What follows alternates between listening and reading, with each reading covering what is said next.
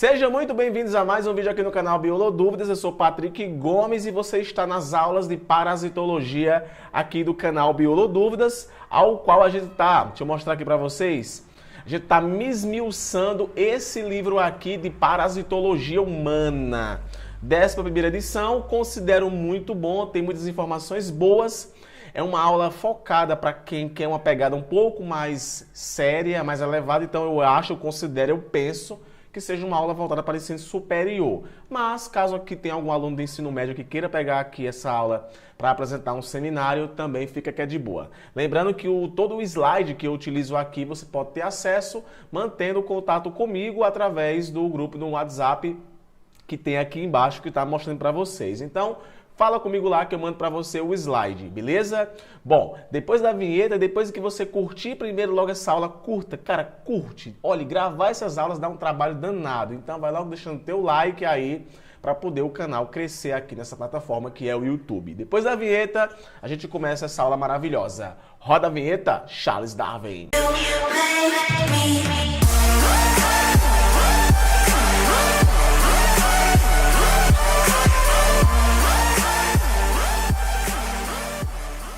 Giardia lamblia. O próprio gênero Giardia é um pouco desconhecido aí dentro do campo aí da parasitologia. Alguns autores, inclusive, defendem que poucas coisas sabem acerca de como é que realmente funciona esse protozoário e o que é que de fato ele faz dentro do corpo da gente que promove aí uma tremenda diarreia. Então é interessante que você percebe aí através dessa minha fala que não existe um conhecimento ainda absoluto acerca da biologia de alguns organismos. A Giardia lamblia é uma delas e existem vários gêneros que também poderão promover doenças no corpo das pessoas, mas a mais conhecida é a Giardia lamblia, beleza?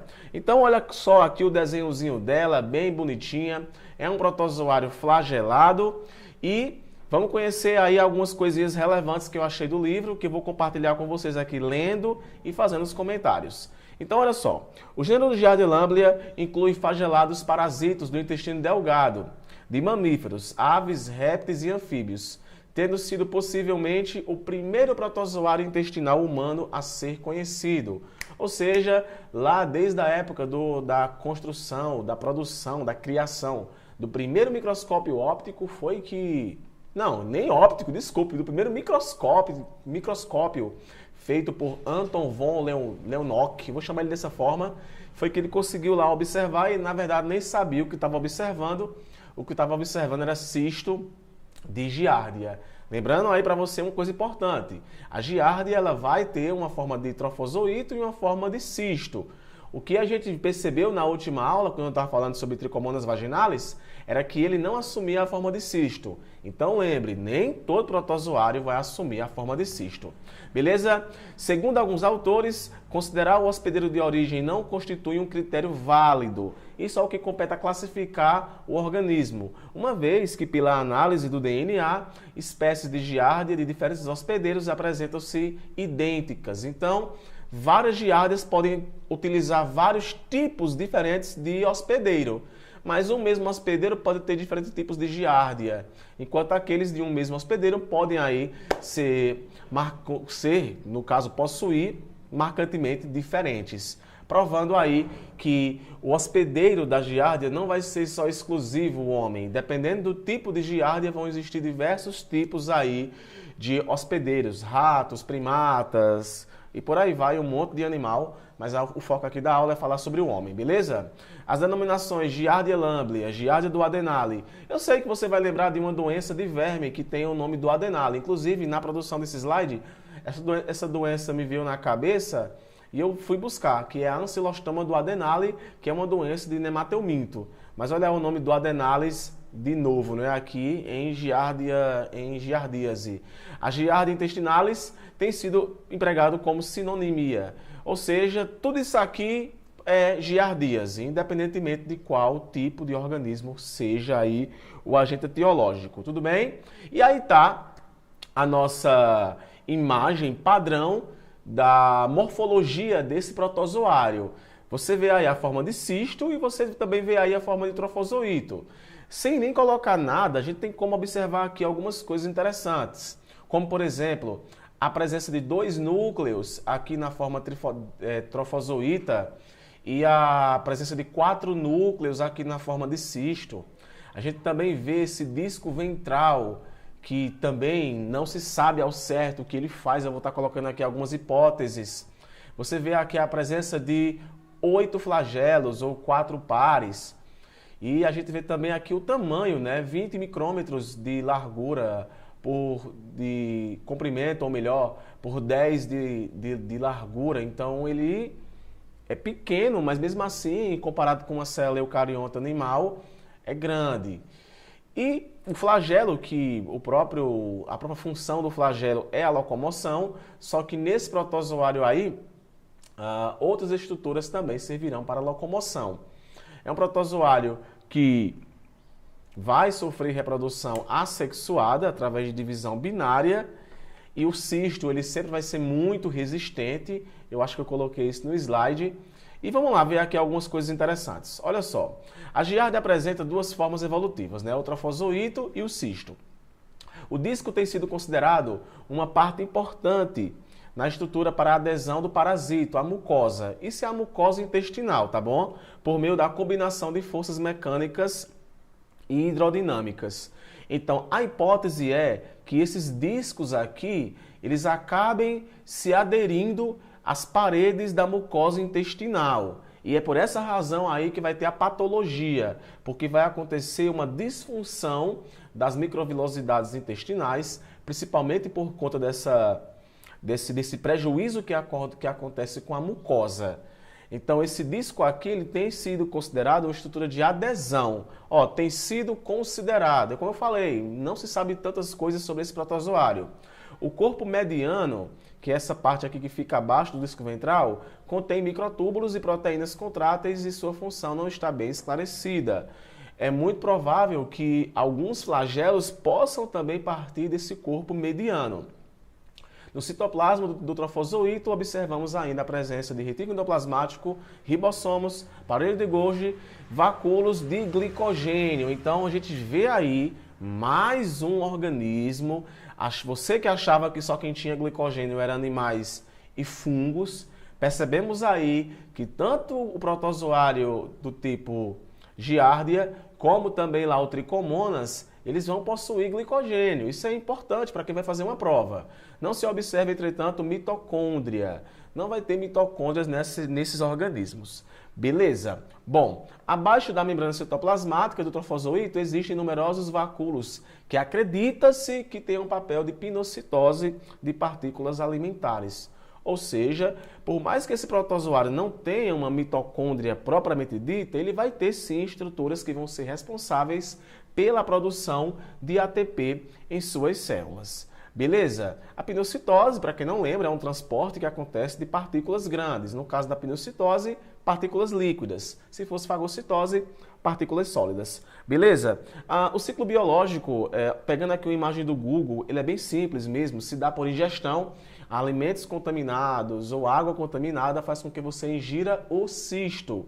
Mas ainda existe a possibilidade da transmissão também acontecer através de invertebrados e também vertebrados. Olha que interessante. Então, basicamente, a pessoa ela ingere, ela ingere o trofozoito, perdão, não é o cisto, é o trofozoito. A pessoa ingere o trofozoito, esse trofozoito ele vai passar por modificações quando ele entra dentro do corpo, lembrando que esse protozoário ele não se reproduz dentro de células, ele se reproduz depois que acontece o seu desencistamento, que acontece a nível de estômago e de intestino, ele começa a fazer de reprodução binária no próprio intestino. Então, o trofozoito emerge do cisto ativo para alimentar-se e replicar. O trofozoito se reproduz por fixação binária. Após 1/3 das pessoas infectadas apresentam sintomas. Daqui a pouco eu vou estar falando sobre esse negócio de sintomas. Tanto os cistos quanto os trofozoitos são encontrados nas fezes. Apenas os cistos são capazes de sobreviver fora do corpo. E podem viver, galera, dias, viu, fora do corpo. E acabam aqui contaminando água e alimentos. O livro traz algumas informações bem relevantes que eu queria que você anotasse caso você vá precisar para uma prova, que é essa aqui, ó. que a via normal de infecção é o homem através da ingestão e que verificou-se que um número de 10 a 100 cistos é o suficiente para promover já uma infecção, ou seja, o seu corpo já vai começar a produzir anticorpos para poder tentar combater esse antígeno aí. Após a ingestão do cisto, o desencistamento é iniciado no meio ácido do estômago. Inicia-se no meio ácido do estômago. Então o pH vai contribuir pra caramba para acontecer esse desencistamento. E completado no duodeno e jejuno, onde ocorre a colonização do intestino delgado pelo trofozoito. E é lá que ele vai fazer mal, que ele vai comprometer toda a mucosa intestinal e vai dar o famoso quadro de diarreia. O queco é considerado o principal sítio de encistamento. Essa informação aí é bem interessante. Tudo bem? Bom, uma coisa importante com relação à imunidade é que também não se sabe muito ao certo como o nosso corpo age diante desse protozoário. Mas o fato é que alguns anticorpos sim são produzidos e inclusive através de alguns exames, se encontrarmos a presença desses anticorpos, é muito provável que a pessoa esteja com a giardíase. Beleza? Então, olha só, observações epidemiológicas clínicas experimentais têm demonstrado evidências do desenvolvimento de imunidade protetora na giardíase.